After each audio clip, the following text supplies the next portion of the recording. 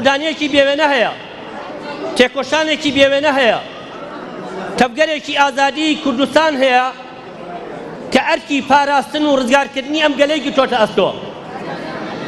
بەڵام دیارە بۆ گەلی ئێمەش لە هەر شوێنێکەیە نابێ تەنها ئەوەرکە بۆ ئەوان بەجێبێڵین، بەڵکو دەبێت بەکار و چالاکی بەردەوام پشتیوانی لەو تێکۆشانە بکەین. داگیرکاری دەوڵەتی تورکیا بە ئەندازەیەکە کە ئیتر واتایەک نەماوەتەوە بۆ بێدەنگی، واتایەک نەماوەتەوە بە بێ هەڵوێستی.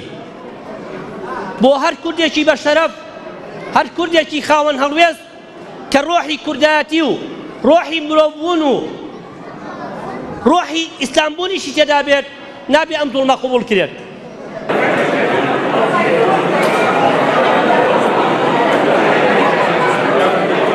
قرآنی پیرۆزە فەرمێ الظلم ظلمات يوم القيامة. استەمکارە ئەگەر هەر کەسێ ئەستەم بکە و لە هەر کەسێ بکرێ.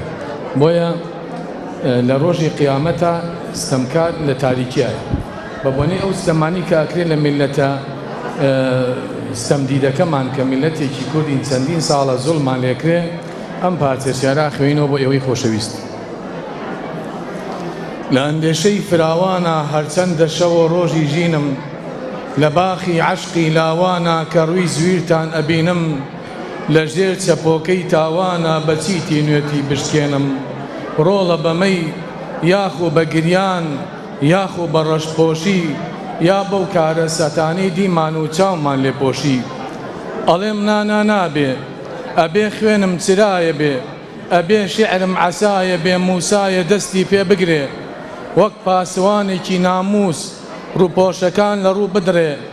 ئەبێ ناڵم هاوارێ بێ، کۆشکی ستەم بلەرزێنێ، خەوی هەزارەها لاوی ئەم سەردەمەی کورد بزڕێنێ.